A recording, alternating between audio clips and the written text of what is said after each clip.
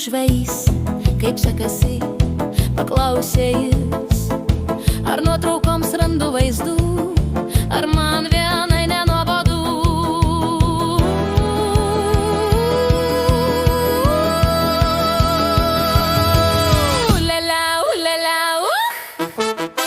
O gal norėčiau pažvejoti ir žuvį nufotografuoti? Tiek daug pažėrė klausimų,